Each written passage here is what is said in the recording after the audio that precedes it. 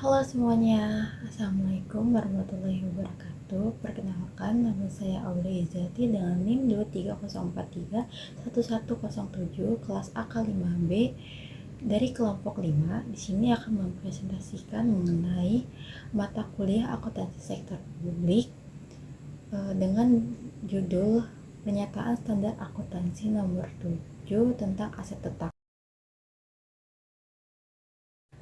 Jadi akan ada 8 pembahasan, di antaranya itu definisi, istilah, klasifikasi, pengakuan, pengukuran, pertukaran, penyusutan, dan yang terakhir itu kita akan membahas mengenai implementasi kasus.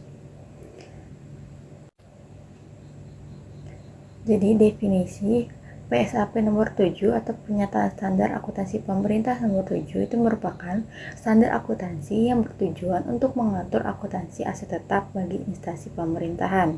Nah, aset yang memiliki wujud yang dimaksudkan untuk digunakan itu dengan masa manfaatnya lebih dari 12 bulan. Jadi dalam kegiatan pemerintahan ataupun masyarakat umum, inti itu disebut juga dengan aset tetap. Nah, untuk mengatur persoalan aset tetap ini itu pemerintah mengeluarkan PSAP nomor 7 tentang akuntansi aset tetap ini, dan dia itu berbasis akrual. Dan PSAP nomor 7 ini juga merupakan bagian dari peraturan pemerintah nomor 71 tahun 2010 tentang standar akuntansi pemerintahan. Nah, dalam PSAP nomor 7 ini itu menjelaskan tentang ruang lingkup, definisi, klasifikasi, pengukuran, pengakuan, penilaian kembali atau revaluasi, pengungkapan pada aset tetap, dan juga penghentian serta pelepasannya.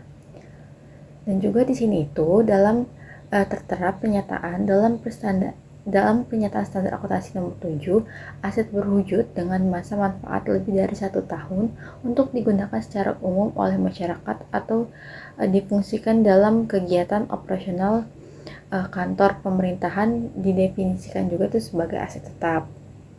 Berdasarkan Peraturan Pemerintahan Nomor 71 Tahun 2010 tentang akuntansi pemerintahan, apabila manfaat ekonomi masa yang akan datang pada suatu aset yang tetap dapat dimiliki oleh kantor dan nilai yang diperoleh itu dapat diukur dengan handal, maka pada saat itulah pengakuan aset sebagai aset tetap terjadi. Nah, untuk slide berikutnya itu ada istilah dalam pernyataan standar. Jadi ada 7 istilah yang dalam pernyataan standar. Yang pertama itu ada aset tetap, biaya perolehan, masa manfaat, nilai sisa, nilai tercatat, nilai wajar, dan juga penyusutan. Nah, untuk definisi sendiri itu aset tetap adalah aset berwujud yang mempunyai masa manfaat lebih dari 12 bulan untuk digunakan dalam kegiatan pemerintahan atau dimanfaatkan oleh masyarakat umum seperti definisi pada slide sebelumnya. Nah, untuk biaya perolehan itu adalah jumlah kas atau setara kas yang dibayarkan atau nilai wajar imbalan lain yang diberikan itu untuk memperoleh suatu aset pada saat perolehan atau konstruksi sampai dengan aset tersebut itu dalam kondisi dan tempat yang siap untuk dipergunakan. Dan selanjutnya itu untuk masa manfaat. Masa manfaat sendiri itu terbagi menjadi dua, yaitu periode suatu aset diharapkan digunakan untuk aktivitas pemerintahan atau pelayanan publik, ataupun juga yang kedua jumlah produksi atau unit serupa yang diharapkan diperoleh dari aset untuk aktivitas pemerintahan atau juga pelayanan publik. Dan selanjutnya itu keempat ada nilai sisa. Nilai sisa adalah jumlah neto yang diharapkan dapat diperoleh pada akhir masa manfaat suatu aset setelah dikurangi taksiran biaya pelepasannya. Dan yang selanjutnya itu kelima ada nilai tercatat atau carrying amount. Jadi nilai tercatat aset ini tuh nilai buku aset yang dihitung dari biaya perolehan suatu aset setelah dikurangi dengan perhitungan akumulasi penyusutan. Dan yang keenam itu ada nilai wajar. Nilai wajar adalah nilai tukar aset atau penyelesaian kewajiban antar pihak yang memahami dan berkeinginan untuk melakukan transaksi wajar. Dan yang terakhir itu ada penyusutan. Penyusutan sendiri adalah penyesuaian nilai sehubungan dengan penurunan kapasitas dan manfaat dari suatu aset. Oke, kita masuk ke klasifikasi aset tetap. Klasifikasi aset tetap ini itu didasarkan atas kesamaan dalam sifat ataupun fungsinya dalam aktivitas operasi entitas. Nah, beberapa klasifikasi aset tetap yaitu terdiri dari tanah, peralatan dan mesin, gedung dan bangunan, jalan irigasi dan jaringan, aset tetap lainnya, dan juga konstruksi dalam pengerjaan. Ya, jadi ada 6 nih, ada tanah, peralatan dan mesin, gedung dan bangunan, jalan irigasi dan jaringan, aset tetap lainnya, dan juga konstruksi dalam pengerjaan. Masing-masingnya itu tanah dikelompokkan sebagai aset tetap jika tanah yang diperoleh dengan maksud untuk dipakai dalam kegiatan operasional pemerintah dalam kondisi siap dipakai. Nah, untuk peralatan dan mesin itu mencakup mesin-mesin dan kendaraan bermotor, alat elektronik, dan seluruh inventaris motor, dan peralatan lainnya yang nilainya itu signifikan dan masa manfaatnya itu lebih dari 12 bulan dalam kondisi yang siap dipakai juga. Dan yang selanjutnya itu ketiga ada klasifikasi gedung dan bangunan. Itu tuh mencakup seluruh gedung dan bangunan yang diperoleh dengan maksud untuk dipakai lagi-lagi dalam kegiatan operasional pemerintah dan juga kondisinya itu harus siap dipakai. Dan yang keempat itu ada jalan irigasi dan jaringan, yaitu mencakup jalan irigasi dan jaringan yang dibangun oleh pemerintah serta dimiliki ataupun dikuasai oleh pemerintah dan lagi-lagi dalam kondisi siap dipakai. Dan yang kelima itu ada aset tetap lainnya, itu mencakup aset tetap yang tidak dapat dikelompokkan ke dalam kelompok aset tetap sebelum-sebelumnya yang tadi. Itu tuh diperoleh dan dimanfaatkan untuk kegiatan operasional dan dalam kondisi siap dipakai. Dan yang keenam, yang terakhir itu ada konstruksi dalam pengerjaan. Ini tuh mencakup aset tetap yang sedang dalam proses pembangunan, tapi pada tanggal laporan keuangannya itu belum selesai seluruhnya, jadi intinya masih proses. Dan aset tetap yang tidak digunakan untuk keperluan operasional pemerintahan itu tidak memenuhi definisi dari aset tetap itu sendiri dan harus disajikan juga pos aset lainnya sesuai dengan kayak nilai tercatatnya. Jadi nilai aset-aset yang tidak disebutkan sebelumnya itu harus disajikan di pos aset lainnya. Masuk pada slide pengakuan dan pengukuran aset tetap. Jadi untuk dapat diakui sebagai aset tetap, suatu aset itu harus berwujud dan memenuhi kriteria. Ada 4. Yang pertama itu mempunyai masa manfaat lebih dari 12 bulan.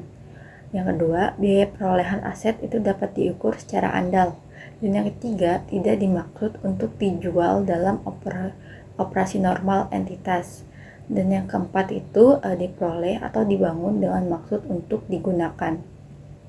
Jadi untuk menentukan apakah suatu pos memiliki manfaat lebih dari 12 bulan itu entitas harus menilai manfaat ekonomi masa depan yang dapat diberikan pada pos tersebut, baik langsung maupun tidak langsung. Jadi untuk kegiatan operasional pemerintahan seperti aliran pendapat atau penghematan belanja.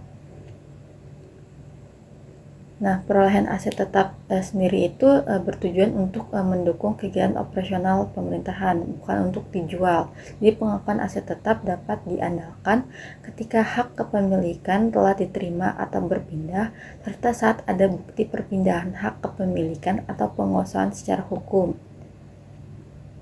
Dan yang selanjutnya itu ada pengukuran dari aset tetap.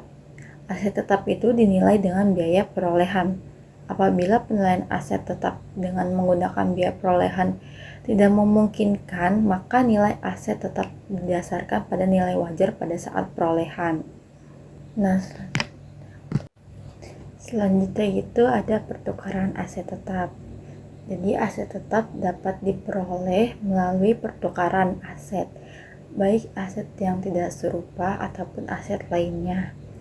Nah, biaya aset itu diukur berdasarkan nilai wajar aset yang diperoleh, disesuaikan dengan nilai tercatat aset yang dilepas dan jumlah kas yang ditransfer. Nilai wajar aset sendiri yang diterima itu dapat menunjukkan adanya pengurangan nilai pada aset yang dilepas atau ditukar. Jadi sehingga aset tersebut itu harus diturun nilai bukukan, dan nilai setelah penurunan itu menjadi nilai aset yang diterima. Contohnya nih, contohnya itu pertukaran aset serupa meliputi bangunan, mesin, peralatan khusus, dan pesawat terbang. Jika terdapat aset lain seperti kas dalam pertukaran, ini menunjukkan bahwa pos tersebut adalah sama. Selanjutnya itu ada penyusutan. Nah, jadi ada 3 penyusutan nih teman-teman, seperti yang tertera pada slide. Yang pertama itu ada metode garis lurus atau straight line method. Yang kedua ada metode saldo menurun ganda atau double declining balance method. Yang ketiga itu ada metode unit produksi atau unit of production method. Nah, metode penyusutan yang digunakan tuh harus dapat menggambarkan manfaat ekonomi ataupun kemungkinan jasanya yang akan mengalir ke pemerintah. Nilai penyusutan itu untuk masing-masing periode diakui sebagai pengurangan nilai tercatat aset tetap dan diinvestasikan dalam aset tetap.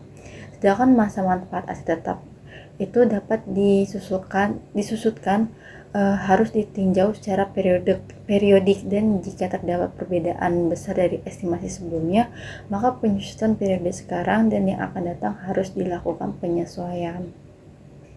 Tapi selain tanah dan konstruksi, dalam pengerjaan, seluruh aset tetap itu dapat disusutkan sesuai dengan sifat dan karakteristik aset tersebut. Selanjutnya kita masuk ke case study ataupun implementasi kasus dari PSAP nomor 7. Ini itu ada studi kasus pemerintahan Kabupaten Lembata tahun 2023. Seperti yang deskripsi kasusnya, itu nama entitasnya itu pemerintah Kabupaten Lembata, laporan yang diperiksa tahun 2023. Dan untuk latar belakangnya sendiri itu BPK-RI atau Badan Pemeriksa Keuangan Republik Indonesia melakukan pemeriksaan LKPD Kabupaten Lembata tahun 2023. Nah, opini yang diberikan itu wajar tanpa pengecualian. Namun juga ditemukan beberapa kelemahan dalam pengelolaan aset tetapnya. Jadi hal ini tuh menunjukkan penerapan PSAP 07 belum juga optimal. Jadi walaupun pemerintahan Kabupaten Lembata itu sudah mendapatkan opini wajar tanpa pengecualian dari BPK, ternyata tuh masih ada sejumlah kelemahan terkait penata usahaan dan pengelolaannya dari aset tetap. Jadi kondisi ini itu menandakan bahwa penerapan dari PSAP 07 itu belum sepenuhnya sesuai dengan ketentuan, khususnya dalam hal pencatatan dan pengamanan aset daerah. Nah, masuk ke permasalahan utama atau temuan dari BPK-nya sendiri itu ada 8. Yang pertama itu aset tanah belum didukung pengamanan fisik. Yang kedua, aset hibah itu belum dicatat pada kartu inventaris barang. Dan yang ketiga itu tempat penyimpanan bukti kepemilikan BMD itu tidak memadai. Dan yang keempat itu peralatan dan mesin belum tertib pengelolaannya. Dan yang selanjutnya itu ada gedung dan bangunan, ada aset jalan irigasi dan jaringan, selanjutnya juga ada aset tetap lainnya. Nah, penjelasannya sendiri itu dari yang pertama, tanah belum diamankan dan semuanya itu belum bersertifikat. Jadi hal ini tuh berpotensi menimbulkan sengketa kepemilikan dan penyalahgunaan aset. Yang kedua, aset hibah dari 13 sekolah belum dicatat di KIB-nya. Jadi akibatnya itu nilai aset tetap tidak mencerminkan keadaan sebenarnya, dan pengungkapan CALK-nya itu tidak lengkap. Dan yang ketiga sendiri itu dokumen kepemilikan aset disimpan tidak aman. Dan selanjutnya itu sebagian tanah dikuasai oleh pihak ketiga. Dan yang kelima, kendaraan dinas dan peralatan itu tidak tertib secara pengelolaannya. Dan yang keenam itu rumah dinasnya tuh belum memiliki surat izin penghunian atau SIP-nya belum ada. Yang ketujuh, data ruas jalan itu tidak konsisten antara KIB-nya dan surat ketetapan dari bupatinya. Dan selanjutnya itu aplikasi IPES Lembatanya itu belum menjadi milik pemerintah kabupaten dari Lembatanya itu sendiri. Jadi dari hasil pemeriksaan BPK ini itu menemukan 8 permasalahan utama yang seperti disebutkan tadi, mulai dari masalah tanah yang belum bersertifikat, terus aset hibah yang juga belum tercatat, hingga aset digital seperti aplikasinya daerahnya itu belum memiliki dokumen resmi. Jadi semua ini itu menunjukkan lemahnya terhadap pengelolaan aset tetap. Nah, kita masuk ke analisis berdasarkan PSAP nomor 7 dari kasus yang tadi. Itu ditemukan 4 analisis. Yang pertama itu berdasarkan pengakuan aset tetapnya. Jadi itu harus memenuhi kriteria manfaat lebih dari 12 bulan. Digunakannya itu juga untuk pemerintahan dan pengukuran tidak untuk dijual juga, dan beberapa tanah dan aset hibah itu belum memenuhi kriteria. Dan kalau secara pengukuran dan penilaiannya itu diukur berdasarkan biaya perolehan dan nilai wajar. Dan juga banyak aset tidak punya dokumen biaya, jadi seharusnya ada direvaluasi. Dari dua penjelasan tersebut itu dalam PSAP nomor 7, aset tetap diakui jika memenuhi 4 kriteria utama. Nah, tanah itu belum jelas statusnya, dan aset hibah yang belum dicatat itu berarti belum memenuhi kriteria dari pengakuan.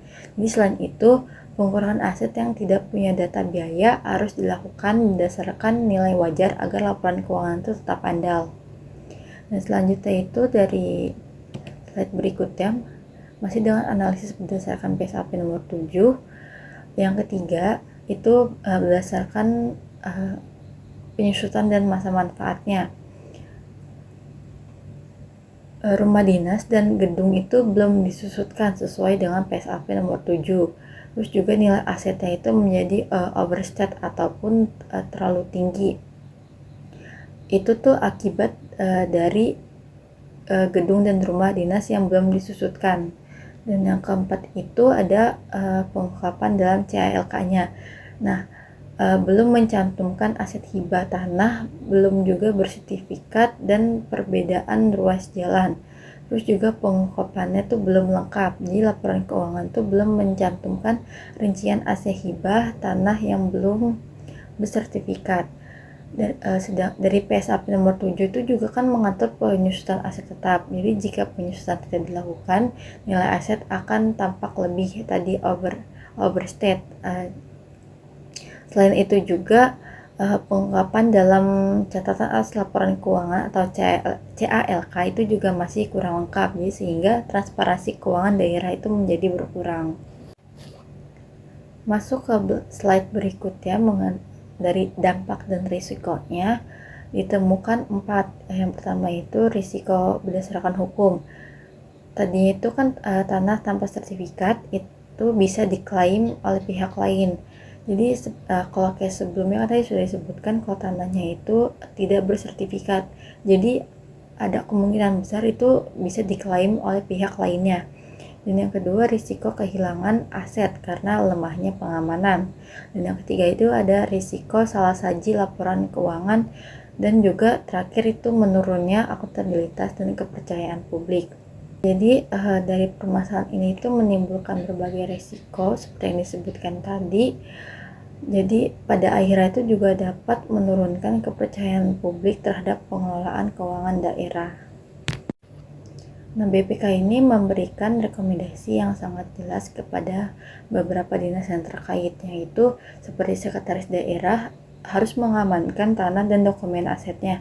Terus juga untuk dinas pendidikan, inventarisasi aset hibah dari 13 sekolah. Dan juga dinas pertanian itu harus terbitkan surat izin penghunian atau SIP rumah dinasnya.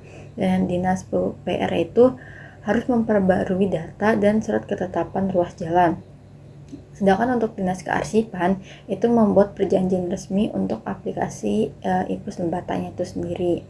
Jadi karena BPK tuh udah memberikan rekomendasi yang sangat jelas kepada beberapa dinas terkait yang tadi sudah disebutkan, fokusnya sendiri itu bertujuan untuk memperbaiki sistem inventarisasi, legalisasi aset, terus serta juga untuk memastikan aset digitalnya memiliki dasar hukum yang kuat. Nah, untuk slide terakhir itu kita dapat menyimpulkan bahwa dari kasus tersebut mendapatkan opini WTP ataupun wajar tanpa pengecualian. Itu tidak berarti juga itu bebas masalah akuntansi ataupun tanpa kelemahan.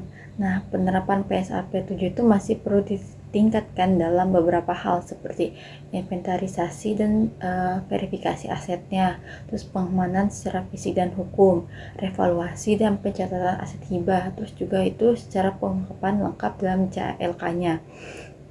Dengan diharapkan ke depannya itu pengelolaan aset pemerintah Kabupaten Lembata ini menjadi lebih transparan, andal, dan sesuai dengan PSAP nomor 7.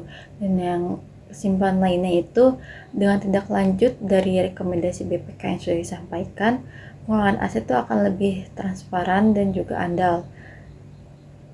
Dan sistem akuntansi aset tetap itu sudah bisa dikatakan sudah mendekati sempurna. Hanya saja pemerintah Kabupaten Lembata itu masih perlu memperkuat dari implementasi dari PSAP nomor 7-nya agar laporan keuangannya itu benar-benar transparan, akuntabel, dan sesuai standar akuntansi pemerintahan.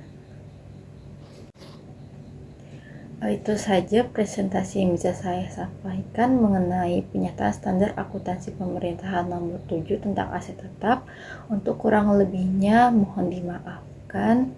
Sekian, terima kasih. Wassalamualaikum warahmatullahi wabarakatuh.